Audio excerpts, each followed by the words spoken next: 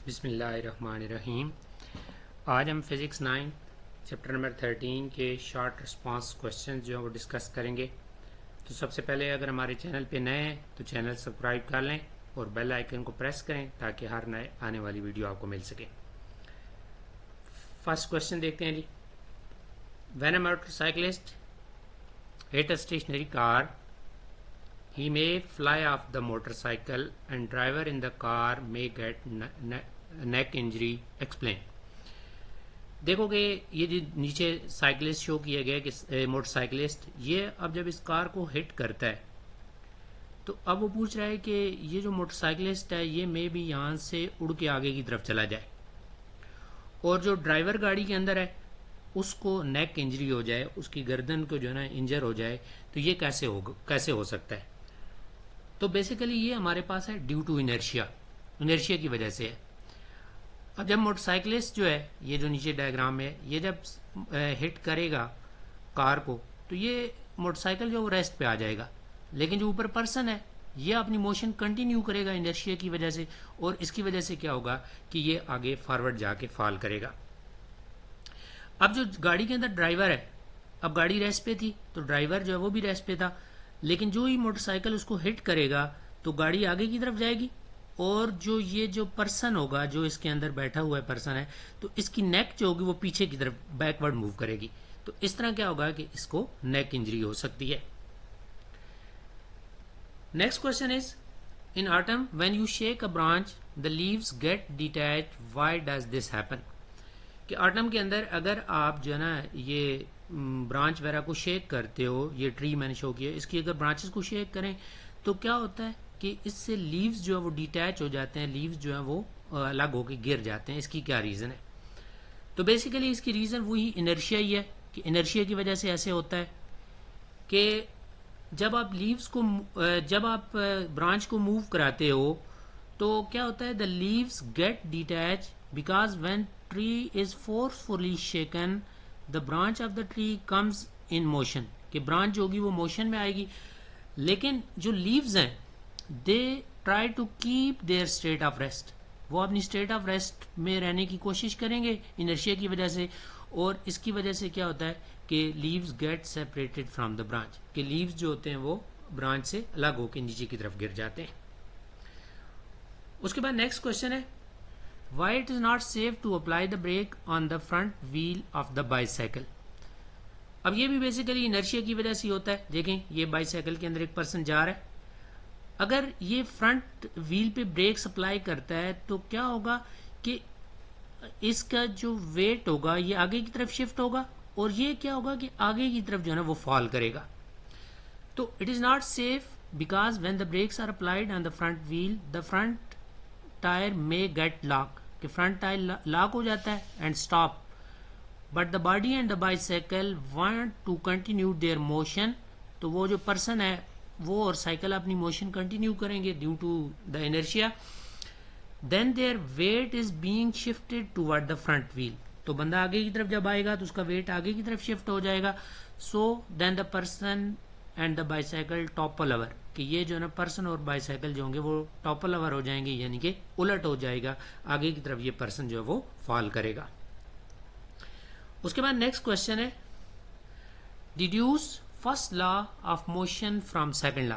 First law को आपने second law से डिड्यूस करना है। तो देखो फर्स्ट लॉ आपका ये कहता है कि अगर नेट फोर्स जीरो हो, फर्स्ट लॉ आपका ये कहता है कि अगर आपके पास नेट फोर्स जो है वो जीरो हो तो बॉडी या तो रेस्ट पे रहती है या यूनिफॉर्म वेलोसिटी से मूव करती है, यूनिफॉर्म वेलोसिटी के साथ मूव करती है। अब सेकंड लॉ से फर्स्ट लॉ हमने बनाना है। तो अब देखो सेकंड लॉ हमारे पास है F इक्वल टू ma है। अब अगर इस पे नेट फोर्स जीरो हो यानी F आपके पास जीरो हो तो अब F की जगह पे आप जीरो पुट करेंगे इस इक्वेशन के अंदर, तो zero is equal to m multiply by a। साइडें चेंज कर लें, इसको इधर ले जाएं, इसको इधर ले जाएं, तो m multiply by a equal to zero. अब देखो कि m और a का प्रोडक्ट जीरो है, तो इसका मतलब है कि इनमें से या m जीरो है या a जीरो है या दोनों जीरो है। तो देखो कि मास किसी ऑब्जेक्ट का जीरो नहीं हो सकता, तो मास जीरो नहीं है, तो आप कह सकते हैं कि एक्सेलरेशन जो है वो आपके पास जीरो है। और जब एक्सेलरेशन आपका जीरो है, इसका मतलब है कि नेट फोर्स एक्ट ना करे तो एक्सेलरेशन जीरो होता है। अब एक्सेलरेशन जीरो होने का मतलब ये है कि बॉडी या तो रेस्ट पे है या यूनिफॉर्म वेलोसिटी से मूव कर रही है, या बॉडी रेस्ट पे है या यूनिफॉर्म वेलोसिटी से मूव कर रही है। और ये फर्स्ट लॉ ऑफ मोशन है कि अगर नेट फोर्स एक्ट ना करे तो बॉडी या तो रेस्ट पे होती है या यूनिफॉर्म वेलोसिटी के साथ मूव करती है। उसके बाद नेक्स्ट क्वेश्चन है, action and reaction are equal but opposite in direction, these forces always acts in pair, do they cancel each other, can body move under the action and reaction pair. अब देखो कि forces वो balance होती हैं which are equal and opposite and acting on the same object, कि equal और opposite हो और सेम ऑब्जेक्ट पे जो है ना वो एक्ट कर रही हो, तो वो कैंसिल हो जाती हैं। लेकिन जो एक्शन और रिएक्शंस होते हैं वो इक्वल और अपोजिट तो हैं, लेकिन डिफरेंट ऑब्जेक्ट पे एक्ट करते हैं, सेम ऑब्जेक्ट पे एक्ट नहीं कर रहे होते, तो इसलिए वो कैंसिल नहीं होते। तो अब इसकी वजह से क्या होता है, yes bodies can move under the action and reaction pair, action और रिएक्शन की वजह से बॉडी जो होती है वो मूव कर सकती है। अब इसकी एग्जांपल है कि जिस तरह while walking a person push the ground in the backward direction. अब देखें कि जब हम चलते हैं तो हम अपने पाँव से हम अर्थ को पीछे की तरफ पुश करते हैं, अब वो एक्शन होता है, और रिएक्शन की वजह से जो ग्राउंड है वो हमें पुश करता है फॉरवर्ड डायरेक्शन में, और इस तरह जो ना हम मूव कर रहे होते हैं एक्शन और रिएक्शन की वजह से। उसके बाद जी नेक्स्ट क्वेश्चन है, a man slips on the oily floor, he wants to move out of this bag, to move out of this slippery area, how can this act help him. अब देखेंगे हमारे पास एक पर्सन है, वो oily जो ना surface के अंदर जो ना स्टक हो गया है। अब उसके पास एक बैग है, तो उस बैग को वो थ्रो करके किस तरह उस ऑयली सरफेस से बाहर आ सकता है। तो देखें कि जब ये पर्सन बैग को थ्रो करेगा तो ये देखें ऐसे बैग इस साइड भी मूव करेगा, और रिएक्शन के तौर पे ये उसका एक्शन है। अब रिएक्शन के तौर पे क्या होगा कि इस पर्सन के ऊपर जो है वो फोर्स एक्ट करेगी अपोजिट डायरेक्शन में। अब जब इस पे फोर्स अपोजिट डायरेक्शन में एक्ट करेगी तो बैग एक साइड पे मूव करेगा, और ये पर्सन जो है ये जो स्लिपरी एरिया इससे दूसरी साइड पे मूव करेगा, जिस तरह ये एरो से शो किया गया। तो इस तरह क्या होगा कि ये पर्सन जो होगा वो उस ऑयली एरिया से बाहर आ जाएगा। उसके बाद जी नेक्स्ट क्वेश्चन है, how would you use Newton third law of motion and law of conservation of momentum to explain the motion of rocket. अब देखेंगे कि ये हमारे पास एक रॉकेट है, रॉकेट हमने शो किया हुआ है। अब थर्ड लॉ से पहले हम देखते हैं, तो देखो कि इसमें से हॉट गैसेस जो होती हैं वो डाउनवर्ड रिलीज होती हैं, हॉट गैसेस डाउनवर्ड रिलीज होती हैं। अब ये हॉट गैसेस का डाउनवर्ड रिलीज होना ये क्या होता है कि एक एक्शन के तौर पे एक्ट करता है, और रिएक्शन के तौर पे आपका रॉकेट जो होता है वो अपवर्ड मूव हो रहा होता है। ये तो थर्ड लॉ ऑफ मोशन से हो गया। अब लॉ ऑफ कंजर्वेशन मोमेंटम से क्या है कि आपके पास जो गैसेस होती हैं they move downward with the large momentum, ये एक लार्ज मोमेंटम के साथ गैसेस डाउनवर्ड मूव करती हैं, और फिर रॉकेट जो होता है उस इक्वल और अपोजिट मोमेंटम के साथ क्या होता है कि अपवर्ड डायरेक्शन में मूव कर रहा होता है।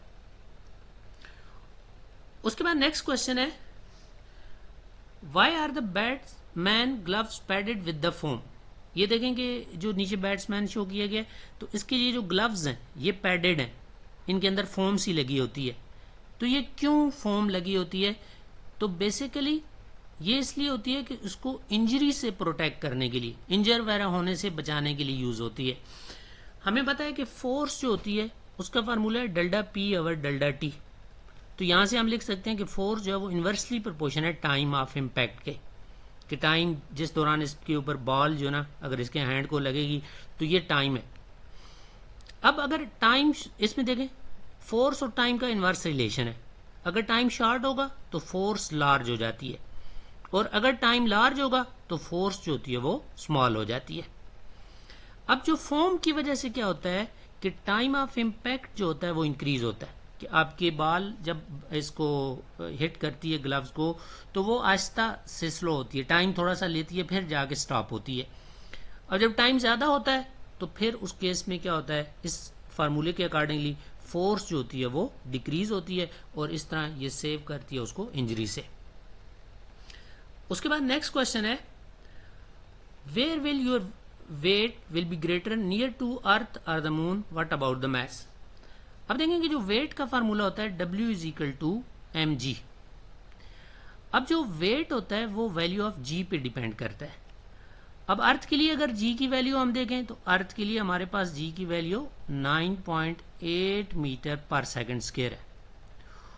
और अगर हम देखें यही वैल्यू मून के लिए देखें तो मून के ऊपर जो g की वैल्यू होती है वो कम होती है और वो ऑलमोस्ट 1.6 मीटर पर सेकंड स्क्वायर होती है।